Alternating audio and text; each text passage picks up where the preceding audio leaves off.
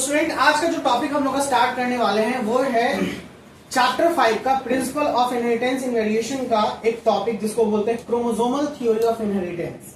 But कुछ student absent थे last class में, जो बहुत ही वीवीआई सेक्शन था आपका मल्टीपल एलिलिज्म और कोडोमिनेंस हमने पढ़ा था। भैया नाम से क्लियर होता है multiple, it's mean many. Multiple का मतलब मैनी और कोडोमिनेंस का मतलब को का मतलब होता है साथ में। तो थोड़ा सा मैं फ्लैशबैक आप लोगों को दे देना चाहता हूँ कि बताना क्या चाहता था। जेनेटिक्स के अकॉर्डिंग ये बात कहा जाता है कि जो भी कैरेक्टर पेरेंट के पास होता है वो कैरेक्टर ऑफस्प्रिंग में आता है।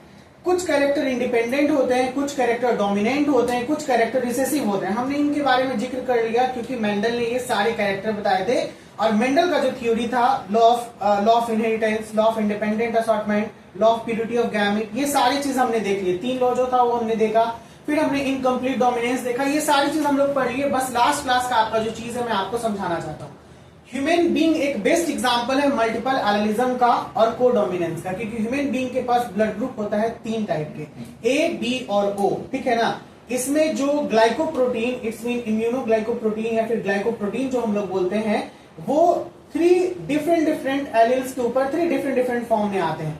जैसे अगर जो ए ब्लड ग्रुप रहेगा उसके ऊपर आई ए रहेगा और ए ग्लाइकोप्रोटीन रहेगा। यही था ना जो हमने लास्ट क्लास में पढ़ा था।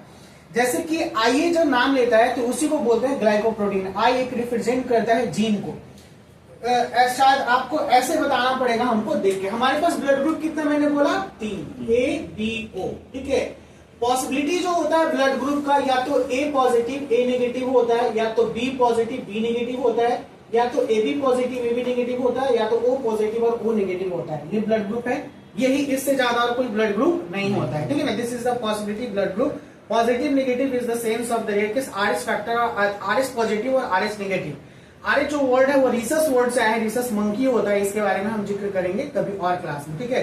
हालांकि प्रीवियस क्लासेस में मैंने इसके बारे में बात कर रखा है। आरएच फैक्टर और आरएच नेगेटिव 11th में भी बातें हुई थी इसके बारे में। आगे भी और भी बहुत सारी बातें होंगी। अब हम बात करते हैं कि ये जो होता है ये एक ग्लाइकोप्रोटीन ए को रखता है, ये ग्लाइकोप्रोटीन बी को रखता है, ये ग्लाइकोप्रोटीन दोनों रखेगा, ये ए और बी दोनों को रखेगा। और ये कुछ भी ग्लाइकोप्रोटीन को नहीं रखता है। क्या नहीं रखता है? कुछ भी नहीं।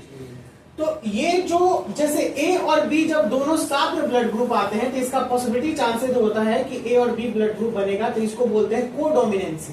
क्या बोलते हैं? कोडोमिनेंसी। यानी दोनों साथ में जुड़ के आ गया।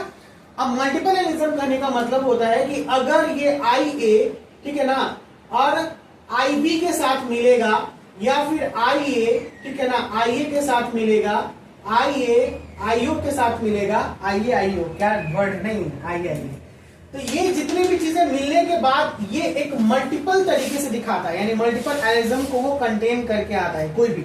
जैसे हम लोग कहते हैं कि अगर हमारे माता का ब्लड ग्रुप ए है, हमारे पिता का ब्लड ग्रुप बी है, तो हमारे पास पॉसिबिलिटी है 3 कैरेक्टर आने का। हमारे पास ब्लड ग्रुप ओ भी हो सकता है, ब्लड ग्रुप बी भी हो सकता है और ब्लड ग्रुप ए भी हो सकता है। तो इसी को बोलते हैं मल्टीपल एलिलिज्म। कोई दिक्कत? बाकी इस चीज का मैंने इस क्लास का वीडियो बहुत अच्छे से जितना मैंने पढ़ाया उतना मैंने बनाया है। बहुत जल्दी वो अपलोड होगा वीडियो, उसको देख लीजिएगा। और भी कोई परेशानी होगा तो मैं फिर बात करूंगा इसको लेके। ठीक है। क्योंकि ये पूरा कंटेंट था वो लगभग 1 घंटे के क्लास में 2 बोर्ड चला था। एक में कंप्लीट मैंने डिस्क्रिप्शन दिया था कि कैसे ये कंटेंट करके आया, और दूसरे में मैंने बताया था आपको कंप्लीटली कि कैसे ब्लड ग्रुप का संभावनाएं, जो डिफरेंट ब्लड ग्रुप होते हैं उनकी संभावनाएं क्या क्या होती हैं।